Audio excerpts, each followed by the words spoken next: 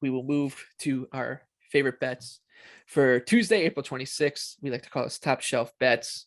I'm going to start. This is a good one. Carolina Hurricanes minus 105 on the road, taking on the Rangers minus 115. I like Carolina. They're minus 105 right now. Over the last 10 games, Carolina is averaging 23 more shot attempts than their opponents at 5-on-5 and 5 more high danger scoring chances than their opponents in that same span.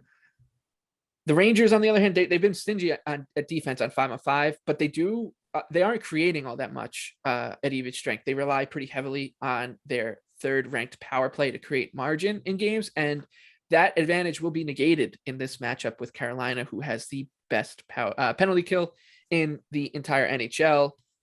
The goaltending issue is a bit of a concern for Carolina, but it does seem like Antti Raanta is healthy. And even so, I do have some interest and confidence in young goaltender Peter Kochetkov. I'm sorry for butchering that. The young Russian looked good in the AHL and has not looked out of place or out of sorts in his brief stint in the NHL. So I do think the market could overadjust here to Freddie Anderson being out. We saw the Hurricanes close minus 120 against the Rangers in the same exact matchup 2 weeks ago to the day. So we could see Carolina get 2+ money here, but I like them as a underdog minus 105 or better on the Canes in what I think should be a terrific matchup as these two teams are continue to fight it out for the Metro Division title. What do you have for Carolina and the Blue Shirts?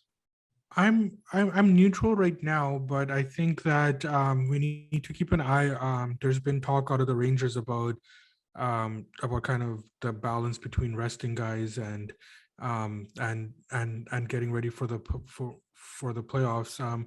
They do have the shot at the division, so I'm not really sure where that talk is coming from. However, it is a slim chance. I do need to confirm their goaltending, obviously. If they are resting, then obviously Igor's not going to start. But also Kopp as well. I think that we need to know what his status is. If Igor does get confirmed in, I think that Carolina will probably come into play since he's been taking a lot of money in the market once his confirmation comes in. And if Georgiev starts for some reason, then we will definitely be quick to jump on Carolina. And for your best bet, we're looking at a matchup between the Florida Panthers, just had their 13-game winning streak snapped, going for the President's Trophy. I think it's 1 point to get to clinch that for the Cats, and what's been just a spellbinding season out of them. They're minus 135 against the Bruins, who are plus 115. The over-under here, 6.5. I'll set this one up for you. Boston, they're 5-5 in the last 10, but they finally are healthy. And even in that span, they've been out attempting their opponents by 20+ shot attempts on average and 4 more high danger chances per natural stat trick. So it's not like they've been that bad. Yeah, and Boston is the perfect team that kind of what I'm looking for going into the playoffs. They're in form, even though they're not healthy.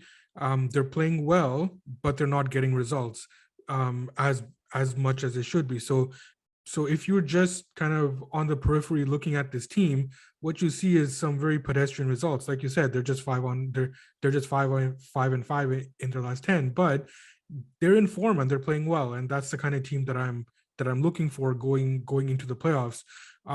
This will be my 3rd straight bet against Florida, which is weird because they've probably wrapped up the President's Trophy now, but I do like the Bruins here. And in terms of what to play for, I think that that's a team with their with the core of the team to kind of understand the way that they need to be playing going into the playoffs.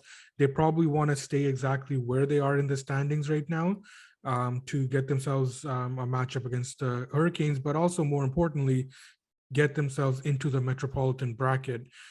So with them getting healthier, with their game kind of coming around now, I do think that the Bruins hold value here, and that's going to be my best bet on the Bruins money line.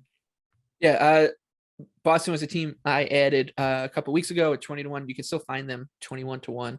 At least I saw that at Bet Rivers today. So a team that if you are still without a Stanley Cup future and you want a team to root for here, maybe you're a fan of the Canucks or you're a fan of the Islanders and you won't have a horse in the race this spring.